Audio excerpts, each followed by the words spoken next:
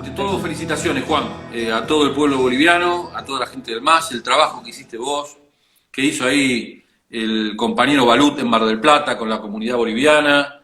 Me imagino que felices ante un nuevo desafío, Juan. Bueno, sí, sí, sin lugar a dudas, muy felices, muy contentos porque lo dijimos el año pasado y lo volvemos a reafirmar este año. En Bolivia nunca hubo fraude electoral, lo que hubo fue un golpe de Estado. Y con el triunfo del MAS, con el triunfo contundente del movimiento al socialismo, eso se demostró y quedó totalmente confirmado. Es decir, que esa mentira, ese fake news de la OEA a la cabeza de Luis Almagro, que dejó después muerte, que después dejó sangre, dolor y luto al pueblo boliviano, 36 hermanos asesinados, producto de la represión policíaco-militar, producto de la movilización paramilitar. Hoy está siendo demostrada en los hechos contundentemente que esa fue una articulación planeada para hacerse de nuestros recursos naturales, planeada para despojarnos de nuestra dignidad y despojarnos de lo que significa nuestra soberanía como país. Pero a menos de un año de lo que ha significado el derrocamiento de Evo Morales, el pueblo boliviano, con su movilización, con su participación y con su profunda vocación democrática, lo prácticamente desplazó, derrocó democráticamente al gobierno golpista. Esa es la gran diferencia entre los que plantean el odio, los que plantean las armas, la violencia, y los que planteamos la defensa de lo que significa la democracia, la vida, la paz y la armonía con la madre tierra. Bueno, se dejó de lado la muerte, se recuperó la vida, la democracia en Bolivia.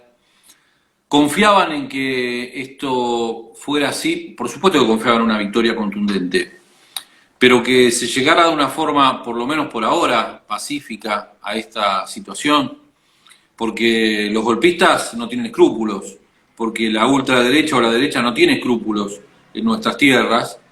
Entonces, todos desconfiábamos hasta último momento que se legitimara de alguna manera esta victoria contundente, ¿no?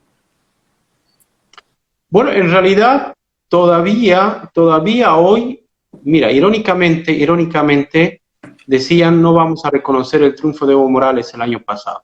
Bueno, no lo hicieron y gestaron el golpe de Estado. Y es lo que se conoce con las masacres de Sacaba y Sencate.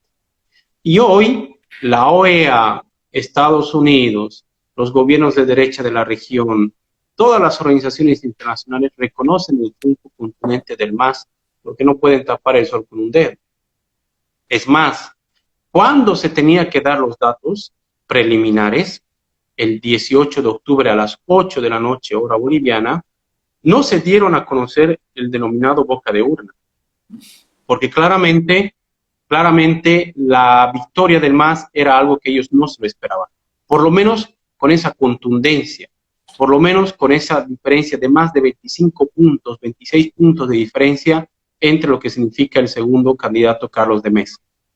Entonces, ¿qué hicieron el gobierno de facto con estas empresas encuestadoras, CIES, Mori y Jubileo, que eran las dos encargadas que podían dar a conocer los resultados en boca de urna?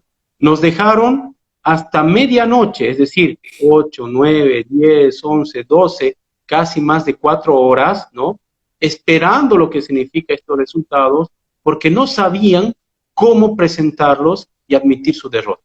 Claro, ellos seguramente estaban esperando no tener una diferencia de más del 10% o tener una diferencia del 12%, y con eso realizar ellos sí realmente un fraude, modificar esa situación para forzar una segunda vuelta. Ese era su objetivo desde un principio, porque ellos sabían que iban a perder, ellos estaban conscientes que iban a perder. Lo que no esperaban es que el MAS ganase con tanta diferencia. Y esto hay que ser muy claros, muy sinceros. Nosotros teníamos el objetivo de llegar al 51%, sin lugar a dudas. Y mira, nuestro objetivo fue sobrepasado, llegamos al 55% de los votos.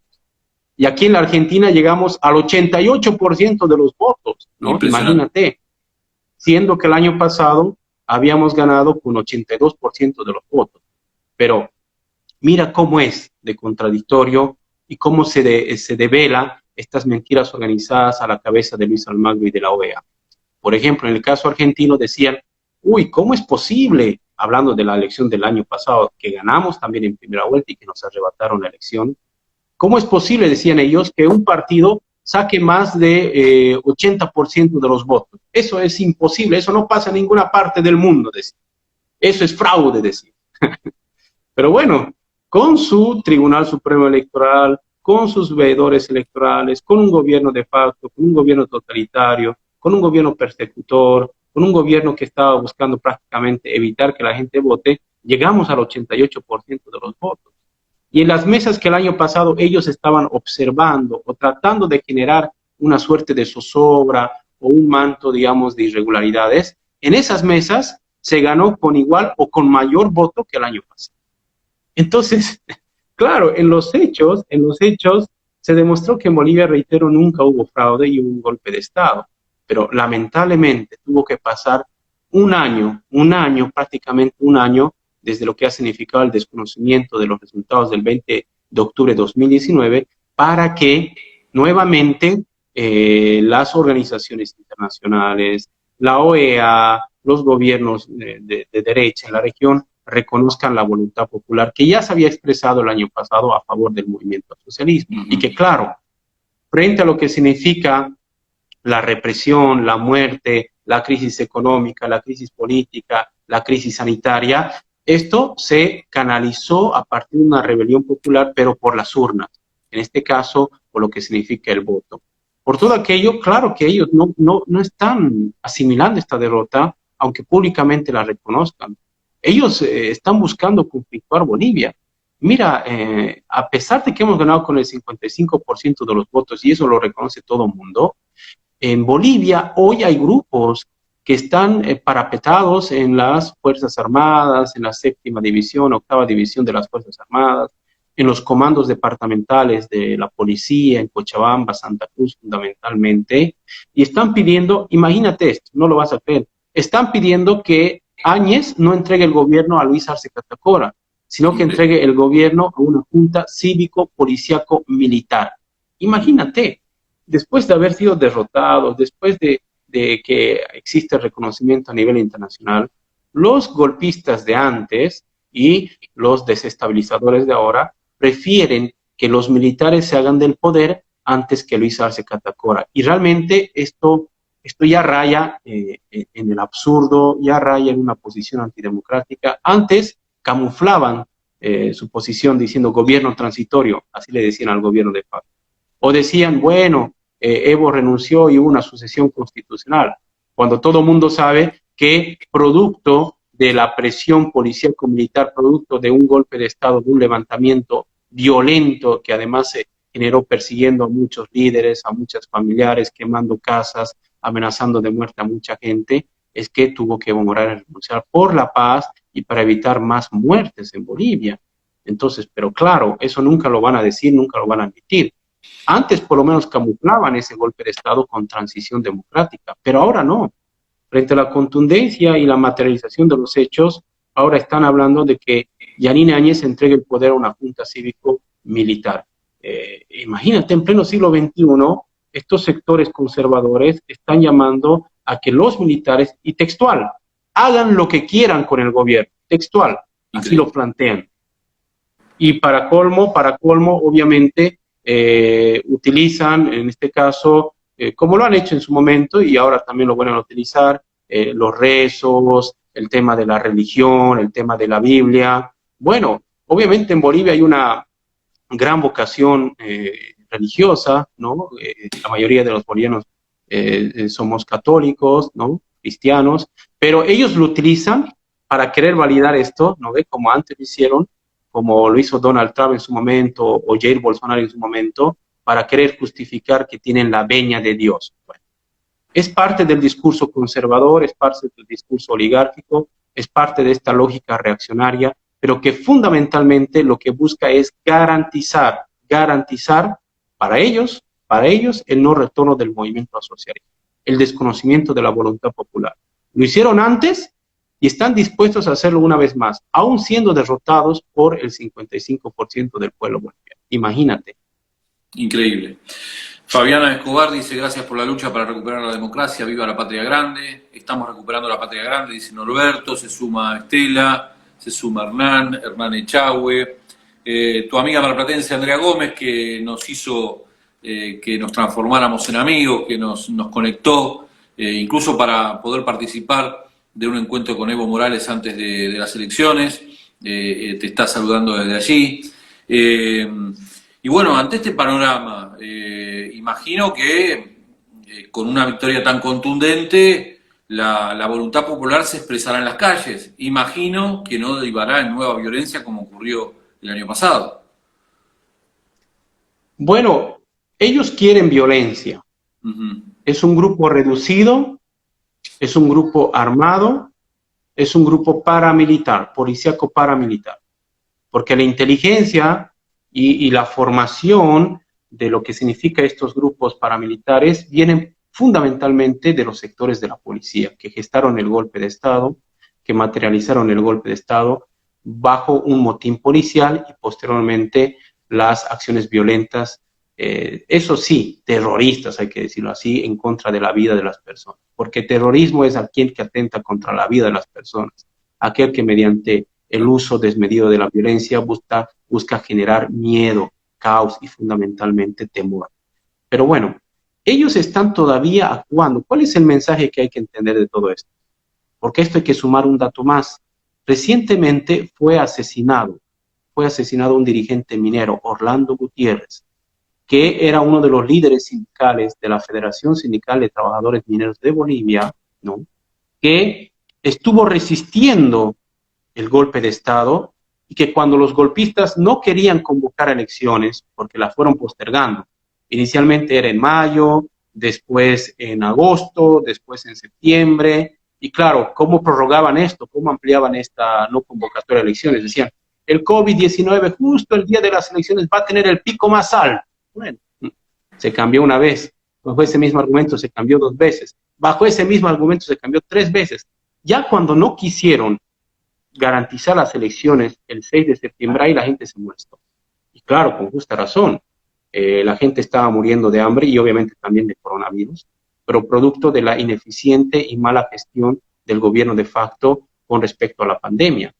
Y la gente, que además había sentido una afectación a su sistema político, a su representación, a la democracia participativa, al desconocimiento del pueblo, ya no pudo aguantar más esta situación. Entonces esta crisis general estalló y tuvieron que salir las organizaciones sociales en plena pandemia, imagínate, aún sabiendo que las concentraciones, aún sabiendo que esto podría generar la transmisión del COVID-19, porque eso todo el mundo lo sabe, pero la necesidad y en este caso la lógica de poder hacer prevalecer el derecho al voto pudo más que lo que significa esta lógica de represión del gobierno de facto. Entonces, uno de los líderes que estuvo encabezando este tema fue Orlando Gutiérrez, que tenía además un dicho muy conocido, muy reconocido.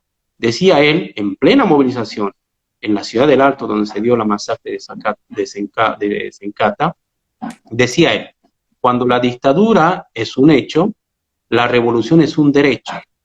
Y claro, ese tipo de declaraciones, imagínate, en pleno gobierno de facto, en plena movilización social con la gente en las calles descontenta, generó el odio, la rencilla por parte del gobierno de facto. Si mataron en Sacaba y en Sencata sin ningún escrúpulo, si mandaron a perseguir gente, si mandaron a quemar casas, obviamente no les cuesta nada atentar contra la vida de las personas. Pero esto es llamativo. ¿Por qué? Porque nos demuestra que ellos siguen operando. Esa estructura que se asentó en el gobierno de facto, fundamentalmente en las instituciones represivas del Estado y los grupos paramilitares, siguen articulando, siguen operando. Y lo peor de todo es que están empezando otro mecanismo de persecución. Claro, todavía no ha asumido el gobierno del hermano Luis Arce Catacora, David Choquehuanca. El 8 de noviembre va a ser la asunción. Entonces, hasta ese tiempo, ellos prácticamente tienen carta blanca para realizar estas fechorías.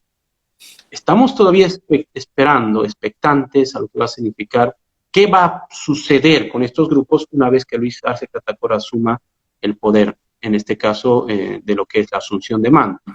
Pero por lo que vienen planteando estos grupos derrotados electoralmente, derrotados en las calles, derrotados democráticamente, están planteando generar agendas permanentes de convulsión.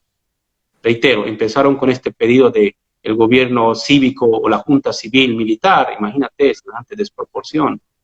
Y ahora están tomando algunas cosas que, por ejemplo, se han dado recientemente en el Parlamento boliviano, en la Asamblea Legislativa Plurinacional, como es la adecuación del reglamento interno de diputados y senadores a la nueva constitución política del Estado, es decir, que las resoluciones se asuman por mayoría, en este caso absoluta, para tomar decisiones como corresponde en todos los parlamentos del mundo, se toman decisiones por mayoría o por simple mayoría. Pero claro, para ellos eso significa atentar contra la democracia. Claro, como no entienden la lógica democrática, como no han leído la Constitución, pero bueno, están jugando con la lógica de desinformación, con la lógica de provocación, y están buscando que salgamos a confrontarlos. ¿Confrontarlos para qué? Para así justificar una posible intervención, porque no se descarta, aún siendo derrotados por el 55%, no se descarta una posible acción de un posible retorno, ya no solamente camufladamente, sino abiertamente, de estas lógicas golpistas cívico-militares, como ellos mismos han denominado. Bueno, saludamos al compañero Germán Benedetti, a Mary Bernal, que siempre está presente. Mientras le preguntamos a Baruch, si sigue estando por ahí, que nos diga en Mar del Plata cómo fue la victoria de la comunidad boliviana, para la que tanto trabajó él, ex concejal de Unidad Ciudadana y hombre del equipo del Frente de Todos en Mar del Plata. Te preguntamos, nos describiste muy bien la situación, nos anticipaste y nos advertiste qué puede pasar con los golpistas que siguen atrincherados o quieren seguir atrincherados en el poder. Digo, ¿cuál es la alternativa ante este posible no reconocimiento, ante estas posibles situaciones violentas? ¿Cuál es la alternativa? ¿Cómo tienen pensado el plan ustedes para la vuelta de Evo? Para que todo transcurra como debe transcurrir, por los carriles democráticos. Bueno, primero, el respeto de la voluntad popular. Eso es algo que está innegociable. Eso nunca se va a negociar, aunque salgan a las calles, busquen confrontar, busquen atentar contra la vida de las personas. Eso es innegociable. La voluntad del pueblo se debe respetar. Y por suerte, el contexto internacional, obviamente, para lo que son las fuerzas democráticas, les es negativo ahí. Hoy más que nunca están solos. Estos grupos golpistas, estos grupos de lo más conservador en Bolivia están solos. No tienen respaldo, por lo menos formalmente, reitero, formalmente, aunque tal vez quién sabe por debajo, como siempre actúan estos grupos o estos intereses económicos, geopolíticos, puedan estar fomentándolos. Por un lado, si hubiese un golpe de Estado en Bolivia, estoy seguro que hasta Jair Bolsonaro no reconocería ese gobierno de facto, ¿no? Estoy seguro de aquello. Y lo digo porque nadie en su sano juicio va a poder en este caso desconocer semejante y contundente triunfo del pueblo boliviano. Ni la OEA se va a atrever a hacer eso. Y no porque no les gustaría, claro que les gustaría tener un gobierno distinto al MAS, sin lugar a dudas, sino por la contundencia de los resultados, claro, por un lado. Por otro lado, como ellos están buscando la confrontación, lo que tiene que hacer el pueblo boliviano es mantenerse calmado, es mantenerse tranquilo, no caer en esas provocaciones. Pero sí, nos parece importante que se pueda, en este caso, implementar los mecanismos que tiene la democracia, que tiene la Constitución boliviana, para desactivar estos grupos paramilitares, porque no es posible que en democracia alguien vaya a tu casa, te amenace de muerte y al día siguiente aparezcas muerto, por un lado. Por otro lado, no es posible que un grupo reducido vaya a tu casa, intente quemar tu casa o queme tu casa y al día siguiente esté caminando impunemente por las calles. Eso no es lo mismo que permitir los reclamos, la libertad de expresión. Y eso creo que debe ser una de las tareas fundamentales ahora de nuestro gobierno de Luis Arce Catacora. Es decir, garantizar el derecho a la protesta sin lugar a dudas, para no darles excusa de que se esté instaurando un gobierno represivo, ni mucho menos. Nunca lo hemos sido, siempre hemos sido de la cultura de la paz, del diálogo, pero tampoco se puede permitir que gente, dirigentes sindicales, dirigentes políticos, estén amenazados o estén con temor frente a una posible represalia de los que han sido derrotados en las urnas. Entonces el imperio de la ley y fundamentalmente el restablecimiento del Estado de Derecho, que significa que yo pueda estar tranquilo y caminar libremente por mi país sin sentirme perseguido, ni siquiera amenazado por ningún tipo de fuerza negativa o de otra índole, bueno, eso se debe garantizar. Ahora, Evo Morales todavía está aquí en la Argentina, él va a retornar a Bolivia el 9 de noviembre, eso es lo que ha informado, además públicamente, y él va a ingresar a Bolivia como corresponde, con todo el respaldo popular, con todo el respaldo social y con la moral alta y la frente en alta, porque al igual que él, muchos que hemos sido perseguidos políticos, hemos sufrido un terrorismo mediático, un linchamiento mediático, una persecución judicial, ¿no? Al igual que el hermano Evo, ¿no? Debe ser en este caso reparado frente a la opinión pública y la sociedad boliviana en su conjunto. Pues, sin lugar a dudas, Evo Morales es la expresión de este proyecto político, es el liderazgo moral, es el liderazgo histórico del movimiento socialista y del proceso de cambio. Y él debe entrar y va a ingresar como corresponde, con el pueblo, apoyándolo, resguardándolo, aunque yo la verdad tengo ahí todavía mis dudas, ¿no? Como estos han actuado de esta forma con el caso que te mencionaba de Orlando Gutiérrez, es probable, es posible que quieran realizar algún tipo de atentado contra la vida del hermano Evo. Pero hay, fundamentalmente, el pueblo habrá que ver, se tiene que hacer una reestructuración, una refundación de la policía, de los militares. Se tiene que cambiar estructuralmente estas instituciones que le han hecho mucho daño a la democracia este último tiempo. Entonces, pero mientras aquello, ¿quién es el garante? ¿Quién es el garante del proceso democrático en Bolivia? Es el pueblo boliviano, con su movilización pacífica y, en este caso, con su movilización multitudinaria.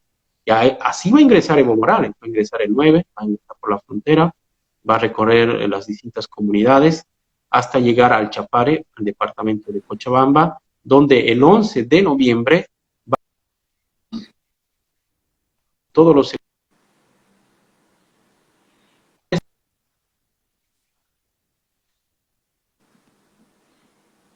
Se está entrecortando un poco, el problema es de la conexión de Juan generó o mía. Para todo el pueblo y en particular con Evo Morales.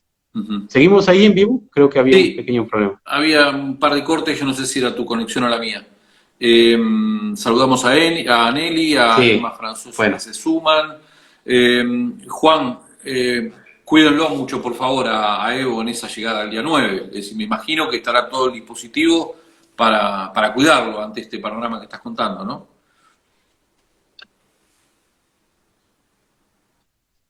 Sí, entendí un poco entrecortado, pero sí, evidentemente, el pueblo se está organizando para recibir a Evo. El pueblo va a ser el garante de su seguridad. Reitero, están activos estos grupos fascistas, estos grupos golpistas, racistas, que no quieren respetar la voluntad popular. Pero, por suerte, simplemente, y como lo demuestra la historia, antes y ahora son la minoría. La mayoría del pueblo boliviano está a favor de este proceso democrático, del proceso de cambio, y es a ellos a quienes debemos acompañar y respetar, comprender y recoger sus demandas para la revolución democrática y cultural. Por todo aquello creo que es importante aquí destacar algo. Hoy, el 8 de noviembre, empieza un nuevo ciclo en la historia política, económica de nuestro país. Empieza el ciclo de lo que significa dentro de las estructuras del MAS una renovación sin lugar a dudas, pero también empieza el ciclo de profundización del proceso de cambio. Pero, primero, lamentablemente, por culpa del golpismo, primero tenemos que recuperar lo que tanto nos costó construir, es decir, la economía. Bolivia antes de Evo, ¿no? Era un país totalmente en situación de pobreza, totalmente empobrecido, con un modelo neoliberal. Cuando Evo llegó, se generó una estabilidad política, económica y social. Es más, Bolivia era el país en la región. Bolivia era el país que tenía la tasa de desempleo más baja de nuestra región. Pero llegaron los golpistas y nuevamente pusieron a Bolivia en los últimos lugares, con respecto al crecimiento y desarrollo económico. Y a esto, obviamente, reitero, no solamente es por la pandemia del coronavirus, sino por la mala y, en este caso, imposición de políticas neoliberales, políticas privatizadoras que destruyeron al Estado, destruyeron el aparato productivo y generaron hambre, miseria y dolor. Hoy Bolivia va a llegar a fin de año con menos 11% de su crecimiento. Bueno, es un decrecimiento, es una recesión económica la que tenemos hoy en Bolivia. Y de ese fondo al cual nos han llevado los golpistas, primero debemos salir. Y vamos a salir adelante porque no es la primera vez que se recibe un país en estas situaciones. El 2006 se recibió a Bolivia en una situación muy parecida, igual o peor que la que estamos recibiendo ahora, y se pudo tener buenos resultados gracias al modelo económico. Hoy debemos asumir nuevas políticas, asumir nuevas estrategias, pero fundamentalmente garantizar gobernabilidad y estabilidad social, política y económica. Y eso solamente se va a hacer con el conjunto y la participación de todos y de todas. En la charla que tuvimos con Evo, ante tu gentileza, antes de las elecciones, Evo describió una diferencia, un contraste entre los números de la Bolivia de Evo y esta Bolivia que son tremendos, porque en tan pocos meses que se haya deteriorado tanto la economía y tanto que se haya logrado con Evo después de aquel pasado que describías, números, diferencias contundentes, increíbles. Es decir, aquí el deterioro en 4 años del macrismo fue muy grande, vos lo sabés. Pero que en tan pocos meses en Bolivia, trasladen lo que pasó en la Argentina, la pesadilla de la Argentina de 4 años, en Bolivia se hizo en meses para deteriorar esa economía que había levantado tanto Evo, ¿no? Así es. Intensivamente destruyeron la patria, desfalcaron al Estado. Porque para colmo, la plata que había se la dieron a los policías y los militares. A los policías se les aumentó el salario, a los militares se les compraron armamento de guerra y este último aprobaron otros recursos económicos rondando los 45 millones de dólares para lo que significa seguros de las Fuerzas Aéreas, en este caso bolivianas. En plena pandemia aumentar el salario a los policías, cuando esa plata se requería para comprar respiradores, para equipar a los médicos con insumos de bioseguridad, para comprar camillas, para equipar lo que significa las salas de emergencia o, en este caso, intensivas. En plena pandemia se gastaron la plata primero para pagar facturas y favores a los policías y los militares. Y por otro lado, la corrupción generalizada que generó el golpismo es realmente inaudito, nunca antes visto en la historia de Bolivia. Por eso, en menos de un año, en menos de gobierno de facto que hemos tenido, lamentablemente, para la historia de nuestro país, se rifaron toda la economía, toda la estabilidad. Es más, hasta las reservas de oro que teníamos las estaban vendiendo al Fondo Monetario Internacional. Imagínate, estos llegaron a robar, llegaron a saquear el Estado boliviano, porque claro, cuando alguien ingresa de una forma ilegal, de una forma, en este caso, violenta, de una forma de autoproclamada como fue Yanine Áñez, sabe que su situación siempre va a ser complicada. Ellos no imaginaban perder el poder político. Ellos querían mantenerse de aquí a 5 años en el gobierno. Claro, sabían que elecciones no iba a poder haber y utilizaban la excusa del coronavirus para prorrogar, siendo que en muchos países del mundo ya se llevaron adelante elecciones. Pero, como tú dices, como tú bien lo mencionas, en menos de un año, en unos cuantos meses, el gobierno de facto arrasó con la economía de Bolivia y nos llevó a la situación que hoy tenemos, lamentablemente, una situación de crisis general, de crisis económica, de crisis sanitaria, que todavía le estamos palpando y que vamos a tener que heredar para poder salir adelante con el nuevo gobierno del movimiento al socialismo. Afortunadamente el pueblo tuvo memoria de aquel crecimiento económico y de este deterioro tan rápido. Saludamos a Vilma, a Ida, que se sumaron también. También, entre todas las cosas que se escucharon en estos días, se quiso traspolar la historia y decir que esto iba a ser como en la Argentina cuando fue Cámpora al gobierno, Perón al poder, que además inventaron una idea de un Cámpora que no estaba capacitado y Cámpora era un gran cuadro político. Ocurre que, bueno, los contextos históricos eran diferentes. Y en este caso Luis Arce también es un gran cuadro político y Evo es el conductor del MAS. Pero Luis está obviamente capacitado, fue nada más y nada menos que ministro de Economía de Evo, ¿no? Así es. Qué linda analogía que haces, ¿no?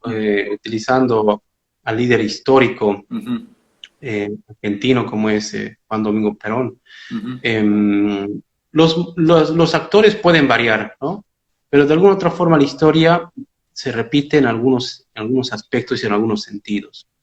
La proscripción, el exilio, la persecución, la guerra judicial, el tema del control de los medios de comunicación para el desprestigio, qué parecido fuese, ¿no? Como si fuese un calco y una copia, digámoslo así, traído y traspolado en la actualidad. Pero a pesar de ello, evidentemente, ¿qué demostró el movimiento al socialismo con el triunfo de Luis Arce Catacora? Primero, que es la única fuerza política de carácter nacional en Bolivia, con proyecto político de país, con proyecto político, en este caso, de Estado plurinacional. Es la única fuerza política con estructura y base social sólida.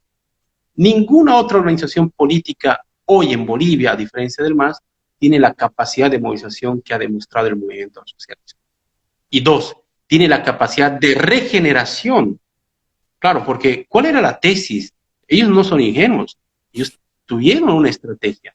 ¿Cuál era la tesis del golpismo? ¿Cuál era la tesis de los que gestaron el golpe de Estado en Bolivia? Ellos dijeron, bueno, hay que descabezar al MAS, hay que perseguir a sus principales líderes, hay que hacerlos salir del país, que se vayan al exilio, que se vayan al refugio político. Y con esto vamos a acabar con el movimiento socialista.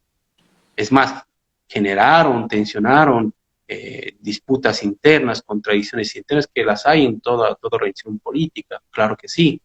Pero lo que no pudieron hacer, porque hicieron todo lo que estaba a su alcance, hicieron todo lo que podían o pensaban ellos que iban para poder desarticular al movimiento socialismo, lo que no pudieron hacer es destruir el tejido social que es el sustento del movimiento socialista. Es decir, destruir la base campesina, la base indígena, la base obrera, no pudieron hacer y no lo van a poder hacer. Y esa es la gran fortaleza del movimiento nacional indígena popular en Bolivia, ¿no? Entonces, con esto, ¿qué se demuestra? Si bien Evo fue el conductor, el estratega político, él es nuestro jefe de campaña, ¿no? Fue designado como jefe de campaña en el exilio, en el refugio, en un congreso que además yo tuve la posibilidad de participar antes de que empiece la persecución en mi contra. Yo estaba en Cochabamba, ¿no? Y ahí en el congreso en Cochabamba se tomó la decisión de que Evo va a ser el jefe de campaña. Me acuerdo muy bien porque además yo estaba presente, y Evo llamaron por teléfono, le dieron a conocer esa noticia, y claro, desde el teléfono agradeció, y toda la gente obviamente lo ovacionó, lo aplaudió. Entonces él es el estratega político en este sentido que garantizó la articulación política del MAS. Porque Evo Morales tiene una particularidad, ¿no? Claro, siempre va a ser cuestionado por la derecha, siempre va a buscar ser en este caso exterminado, como lo hicieron históricamente con el movimiento indígena. No te olvides que en Bolivia una de las particularidades y características es la mayoría indígena que tenemos dentro de nuestro tejido social. Todos tenemos un origen indígena, somos parte de esta construcción. Yo, por ejemplo, soy quechua, ¿no? Entonces, Evo Morales, al igual que muchos líderes indígenas, en la historia de Bolivia buscó ser exterminado por estas élites señoriales que tienen una base profundamente colonial. A Tupac Katari lo mataron, lo descuartizaron, a Bartolina Sisa de igual forma, pero antes de matarlos, la forma en cómo eran castigados y torturados era muy dura. En algunos casos, primero les cortaban la lengua simbólicamente para que no puedan transmitir esta rebeldía a sus pueblos. Y a Evo Morales lo iban a matar. Por eso es que AMLO y el Estado mexicano tuvo, y gracias a esta intervención, garantizó la vida de Evo Morales. En este caso, garantizando un avión que pueda trasladado desde el Chapare, Chimoré concretamente, hasta la Ciudad de México. Entonces, esta particularidad, esta lógica del exterminio físico y el exterminio político, es lo que ejercieron contra Evo Morales, pero no pudieron derrotarlo a él y por ende al pueblo boliviano, porque reitero, él se constituía en el estratega que conoce además la dinámica interna de los movimientos sociales, que es muy compleja. Bolivia es un país muy complejo, muy pluricultural, es un país que tiene muchas diferencias. Realmente la realidad boliviana es de por sí muy compleja. Entonces, esa particularidad del conocimiento real histórico de nuestra sociedad y de nuestro país, en términos de estrategia política, en términos de articulación, sin lugar a dudas, el gran mérito es de Evo Morales. Pero aquí también se demuestra que teniendo a Evo fuera de Bolivia, el movimiento social, el movimiento nacional indígena popular, tuvo la capacidad de reacción, de recuperación y de pasar de la defensiva hacia la ofensiva electoral. Y eso explica, sin lugar a dudas, la contundencia del resultado del pasado 18 de octubre. Tú dijiste que fuiste perseguido cuando estabas en Cochabamba. ¿Cómo fue la persecución? ¿Cómo fue también tu exilio, me imagino, hacia la Argentina después de haber sido cónsul aquí? ¿Cómo fueron esos días? El saludo al colega Augusto Taglioni, especialista de política internacional que se ha unido a la charla. Muchas gracias. Fue una situación bastante dura, como a todos nos pasó, a la gran mayoría.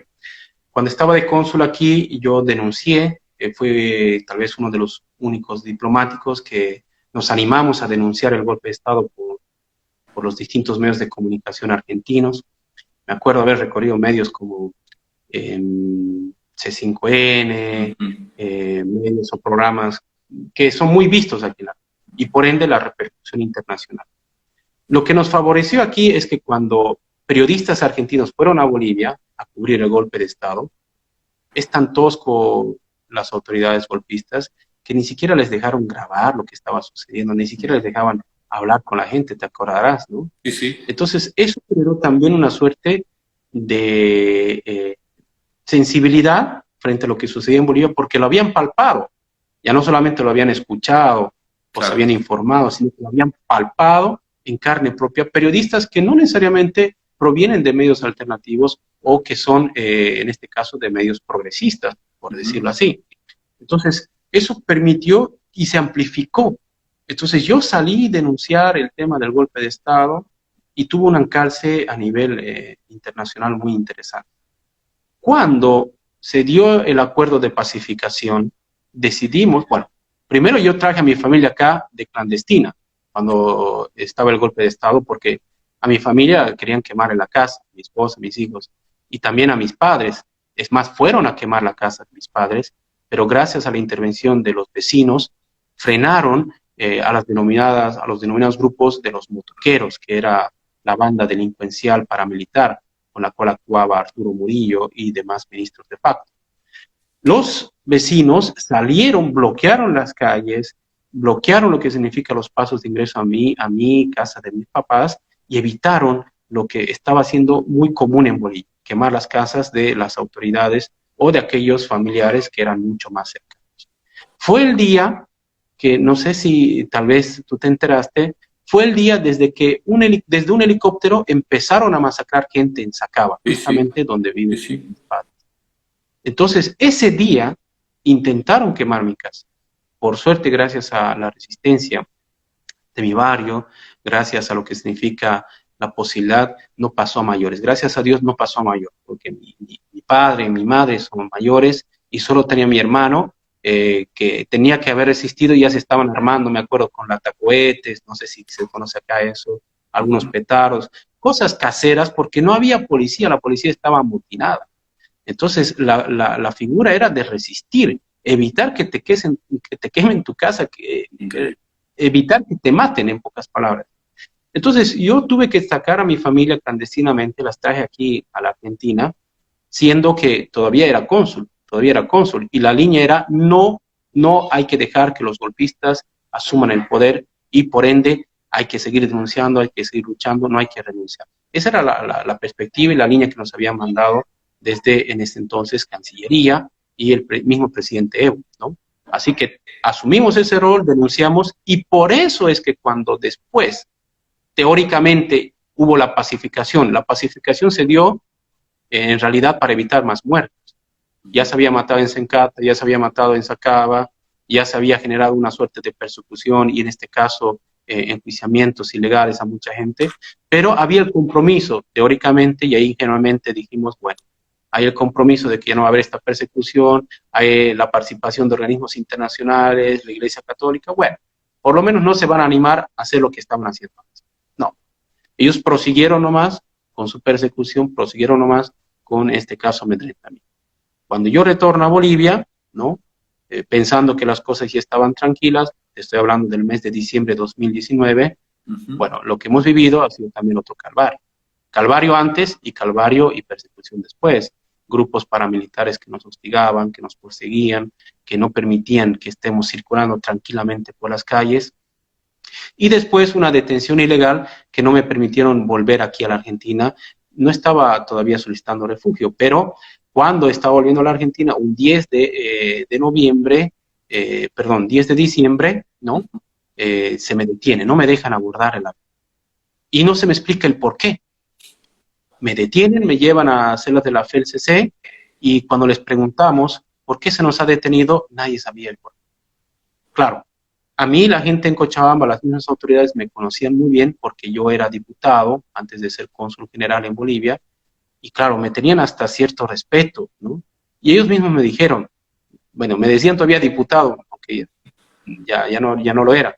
Diputado, me decían, esto no es porque queramos, lo que pasa es que hay instrucciones superiores y no podemos hacer nada. Bueno, por suerte me trataron bien, eso debo decirlo públicamente. Los policías no me maltrataron, no me sembraron armas u otro tipo de situaciones como lo hicieron con otros dirigentes políticos, porque otros dirigentes les ponían armas, les ponían balas y después les iniciaban procesos por terrorismo o alzamiento armado.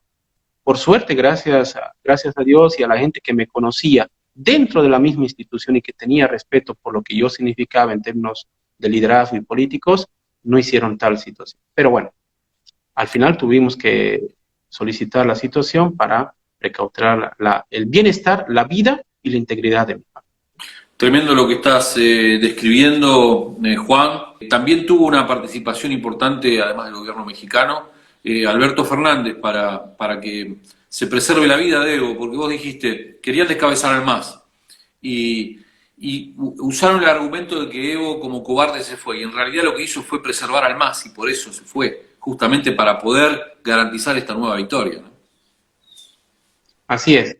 Agradecidos al gobierno democrático de Alberto Fernández, al pueblo argentino, porque una vez más han demostrado esa vocación democrática de integración de la patria grande y de respeto a los derechos humanos. Argentina pasa a la historia, bueno, siempre estuvo en la historia de los pueblos, pero en este último momento pasa a constituirse en la garantía constitucional democrática para el retorno de la democracia. Si no hubiera habido esta perspectiva tanto de México y de la Argentina, ¿no? Sin lugar a dudas, hoy la situación en Bolivia sería totalmente distinta. Porque si bien la historia lo construyen los pueblos con su lucha, con su movilización, pero también los líderes políticos influyen de sobremanera para lo que significa, en este caso, el destino de nuestros pueblos. Por eso estamos profundamente agradecidos al pueblo, al noble pueblo argentino, a ti y a todos los hermanos que han aportado con su granito de arena para recuperar la democracia en Bolivia y fundamentalmente al presidente Alberto Fernández, al cual le tenemos una total, en este caso, aprecio y fundamentalmente la posibilidad de articular, como estoy viendo ahí en los comentarios, la patria grande. La patria grande va a volver, se va a consolidar. Sabemos que Bolivia, lo que ha significado la victoria del pueblo boliviano, la derrota del golpismo y de los intereses geopolíticos en Bolivia, es sin lugar a dudas un motor y es un aliciente para el conjunto de la región latinoamericana. Ganó Bolivia, ganó Chile y seguramente próximamente también va a ganar Ecuador y vamos a seguir construyendo esta hermosa patria. Y ojalá con la vuelta de Lula también en Brasil. Volveremos a unir la patria grande, dice Irma Franzosi. Muchas gracias a ustedes, dice Gladys. Lo mejor, que salga todo bien. Un gran abrazo a Evo. Sabés, porque lo charlamos permanentemente, que queremos tenerlo a Evo junto a Abrazo Ciudadano y junto a todo el Frente de Todos de Mar del Plata, el próximo jueves 5 o en alguna fecha cercana, porque se cumplen 15 años de aquel inolvidable no al ALCA que impulsaron Néstor Kirchner, Hugo Chávez, Lula, y estaba Evo a 2 meses de asumir como presidente. Tuve la gratitud, de la felicidad de viajar en ese inolvidable tren del Alba con Evo Morales, y nos gustaría mucho abrazarlo de forma virtual para tenerlo en Mar del Plata, a 15 años de esa jornada histórica para la Patria Grande que fue el 5 de noviembre de 2005. Si es posible, sería hermoso.